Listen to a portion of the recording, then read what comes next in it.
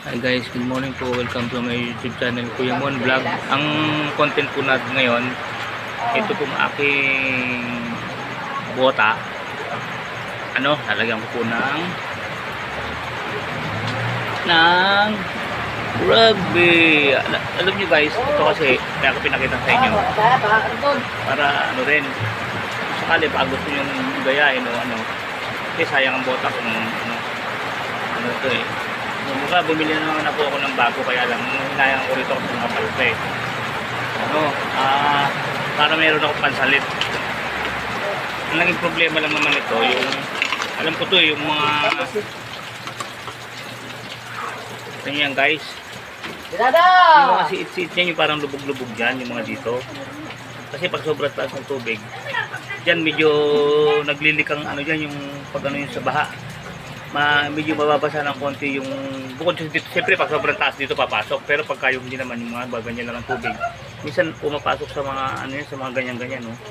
Kaya may just nyo nababasa. Kaya ngayon ang naisip kong protection dito, lagyan ko ng rugby yung mga siit-siit na gano'n, no? Para kumbaga para siya magiging patche, wala talagang papasok kahit konting tubig, ito papatche ang puno.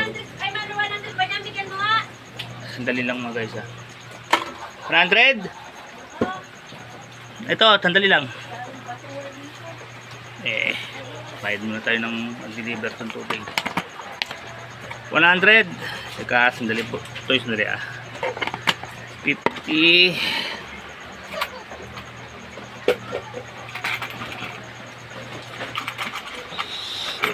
70. 80. 90. 80. 100 ito yun. Salamat tayo. Okay, thank you rin. Buti nag-deliver ka kahit umuulan. Salamat. Oo nga. Wala kaming inumin Salamat. Ito po mga guys, ito yung mga seat dito. Ang pusa ng rugby maghapon. Para maghapon siguro to yun naman. Although umuulan kasi malamig, di ba? Pero sa maghapon tayo na yan kahit hindi man naman mainit ang klima. Kasi bala kong isuot to pag pumunta kami ng sa Sabado kasi di ba medyo umulan-ulan sa Palit, para pagpunta namin ng Palit ito kami magpapasalamat para sigurado kung di papasukin ng yung paa. Iwas ba sa kasi yung paa ko madaling pag nababasa siya madali siyang mag-alipunga. Pag nabababad siya namumuti, tapos parang lalambot ang balat, nagiging paltos. Kaya masyado kong ma-protection sa paa ko kasi nga mahina ang balat ko madaling magpaltos una mamumuti muna siya, yung parang basta ewan ko, parang naluluto sa tubig, puputi. Tapos hindi mo mapapansin yun, ang puti na yun, na yun, yung parang matutuklap na kasi numipis na nga, magiging sugat na yun. Delikado yun pag naging sugat, kasi yun pag naiapak mo yun, na pinasok ng nabasa ng may ihinan daga yung leptos, di po ba? Kumbaga ganun, kumbaga sa iwas-iwas lang. Pero shoutout nga pala Brad Jake tsaka Brad Troy Kasil, binigyan na nga pala kami nung isang gabi nung binigyan kami ng iniinom na yung parang protection ba sa yung kung sakasakali lang, halimbawa lang medyo kayo ng may pinaghihian ng daga sa baha, may protection ka na agad. Meron palang ganun mga guys. Yun, inform ko rin kayo, may ganung siguro tanong nyo na lang sa Mercury o sa kahit sang pharmacist, meron parang gano'n na pwede nyo nang inumin ng advance kahit wala pa kayong, di pa kayo nalileptos, parang protection nyo sa leptos. Malaking tulong din sa inyo yun. Kung sakasakali lang kayo ng may ihi, may protection na kayo. May gano'n parang iniinom na gamot. Capsule yun, parang kasi laki ng loperamide. Binigyan kami ng mga kapatid nila Brad Jake. Maraming salamat sa iyo Brad Jake Yun, shout out po sa iyo. Yun, pinainom kami nila kadyo nung nagbantay kami nung charts para siguradong araw, para pang sure. Meron parang iniinom na gamot na ganun. Inform ko na rin kayo mga guys, kasama na rin sa content ko na to. Kailangan yan, brad Talagang po siya na although may ininom, syempre mas maganda pa rin yung ingatan mo pa rin magpaltos yung mo, paa mo. Ito, didiktan ko ng Bostik Rugby. Ayos Bostik Rugby. Bostik baka naman. Bostik Rugby. Baka naman Bostik. Dito po ilalagay sa mga siit-siit nung dito sa may spike niya. Kasi alam ko dyan lang namang maano yun eh, sumisingit yung mga tubig. Siyempre pag mayroon na siyang ano, tsaka meron, yung isa pa siguro mas maganda rito yung, yung elastosil, yung sealant. Pwede rin yun kasi pag tumigas yun parang nagiging goma rin yun eh. Yung pinangano sa mga ano, sa mga pandikit sa aluminum. Alam nang gumagawa ng mga aluminum yun, yung sealant. Parang nagiging goma yun eh. Hindi magandang pantapal din yun sa ngayon, ito na lang muna. Ito medyo low budget lang eh, pwede na to. Pang protection lang, malapit na pasalamat sa Sabado na yun eh. Para pagka break lalabas, pagka ano ba, mag-ano lang medyo kakape-kape o ano, di pwede kang umapak-apak doon. Yan, ganyan lang po sa mga sa mga siit-siit lang para pag tumigas yan magsusilbing protection sa mga leak. Kasi naano ko po siya eh. Naranasan ko na eh, may pumapasok na pong konting tubig sa kanya eh. Pag naano po ako sa malalim na baha, kahit na hindi naman inabot yung ibabaw, parang sumisiit siya. Alam ko, kaya sabi ko, although hindi ko naman alam kung talagang doon ang ano, parang ano lang, try ano na rin to, yung naisip ko lang na try na rin para ano, kumbaga bahala na pag doon kung tama itong iniisip ko na to. Siya naman lahat na nagpapahintulot ng mga bagay, kahit maisip mo yan eh. Siya nagpapaisip sa'yo. Wala tayong talento, mangmang lang tayo ikukumpara sa kanya. Siya ang pinaka perfecto, pinaka matalino sa daigdig, ang ating Panginoon Diyos. Tayo mga mangmang lang tayo. Siya ang magpapaisip sa atin kung ano ang dapat natin gawin. Ito naisip ko, alam ko siguro pinaisip sa akin ng Ama to na ganito gawin ko, kasi nananalangin din ako, Diyos ko, ano kaya yung gagawin ko sa bota ko, sayang naman eh. Para ano, may bago na rin naman ako, kaya lang ano eh, sayang din po to eh, papabayaan ko na lang eh.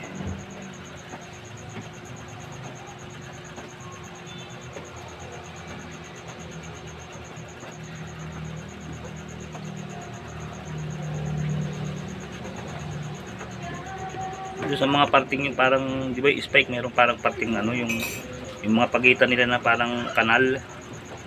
Siyempre doon nagkakaroon ng crack yun eh, pagka ginagalaw-galaw mo siya, pag inilalakad mo.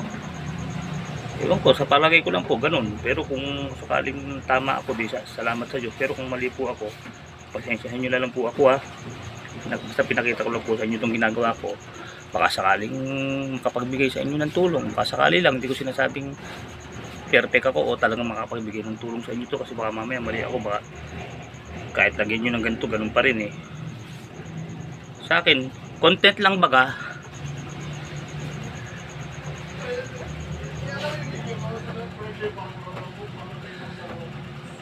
Para may ma-upload lang po. Sabi ko magdidikit ako habang nagbabantay dito sa tandaan, kasi yung misis ko naman nag-ayos dun sa kusina. Inaano yung mga nabasa-basa dun sa tulo sa bubong, may mga butas na kasi bubong eh. Egg tray? Oh, sandali lang, ilalapag ko lang ito ano. Baka tumigas na tong rugby, bostik pa naman to, madaling tumigas to. Hindi kagaya ng pagkaraniwang rugby to eh. Ano to, mabilis tumigas to eh. Pero yun naman gusto ko eh, para hindi ka na ano, kumbaga parang mabilis. Bostik, kaya sinabi ko po ha, baka naman.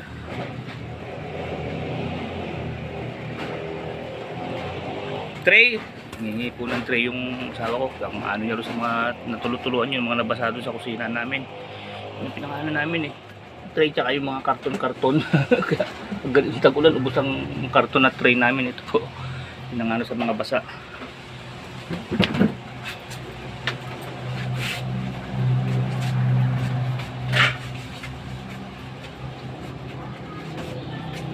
Oh, ma.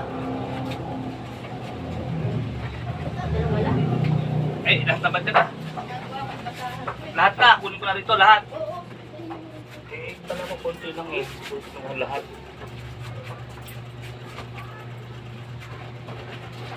Lahat na raw, sabi niya. Kaya pala yung pala naamoy ko. Yung pagbigay ko sa'yo. Ano yan? Yung minsan yung naano yung itlog. nagtatagas, tapos siyempre bumabaho yan pag napunta sa tray. Pag medyo di maiwasan minsan sa pagbili, nagkakakrack, siguro nabibigatan. Tapos pagka ano yun, medyo nag-crack yung tumulo ng kahit konting-konti lang, kahit tarang tululaway lang na natutulog pa at konting ganun lang, siyempre nabubulok yun, umaamoy siya. Lahat na mato ay bigay ko na sa'yo. Ay, oh. Kakaiba ng tray sa ano. Dati pag bumibili kami nito may kapalit na tray. Buti nga ngayon pag bumili po kayo kahit wala kayong dalang tray, kasama na tray sa pagbili mo ng itlog. Dati kailangan may kapalit pan tray. Kaya tinatami namin dati ito eh. Hindi namin basta. Ngayon pinang-ano lang namin sa tubig pag nabasa yung ano. Sabay tapo na pang sip-sip lang ano, pang absorb ng mga basang ano, mga pinagtuluan ng butas ng bubong.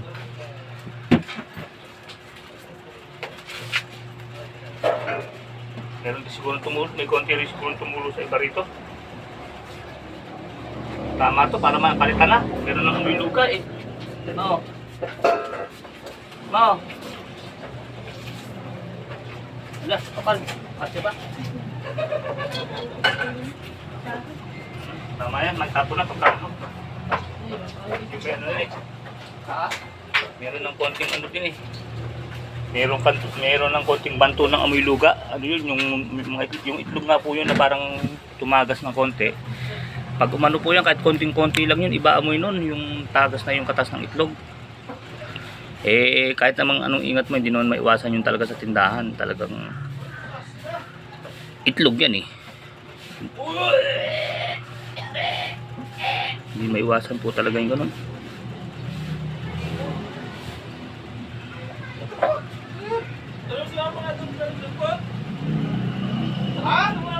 Bakit? Naku, nagreklamo ng ano ko, naamoy nila siguro. Ay, ano yun, yung ano anak, yung tray nung itlog. Ano yun, minsan nagkakaroon kasi ng tagas yun eh.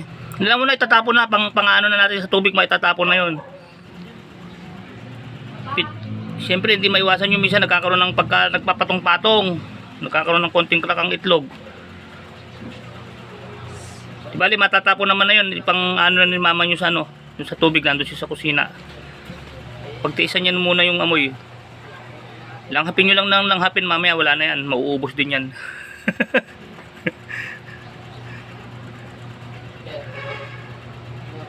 Titibay-tibay yung pamisa-misa ng sigmura nyo.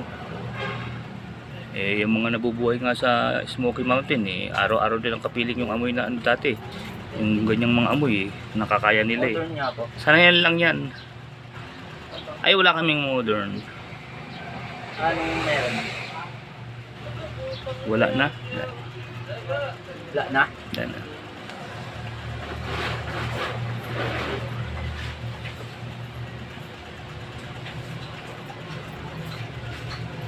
Disturb bell niya lang balikan. Wala na.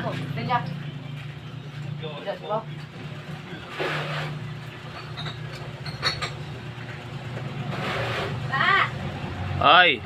Salinan mo ito ng anak ko. Teka, naamoy na nila tong rugby. Sandali, ano ba yung sasalinan dyan? Para... Lagyan mo itong dalawang bilog na ito. May isang 1.5 pa dyan. Teka, tatapak mo muna tong rugby ko. Titigas to. Takpan ko lang tong rugby. Takpan ko muna. Disturb bell lang. Wala na nga sigarilyo. Ay, nako. Ito. Kasi mga guys, hanggang dito na lang. Pinakita ko lang sa inyo. Ganyan po yung pinaka-spike niya. Dinikitan ko lang po. Lagyan ko ng mga seat niya. Lagyan ko ng rugby para pag tumigas may protection sa leak ng pagpasok ng tubig sa paa mo. O sige po mga guys, hanggang dito na lang po ha.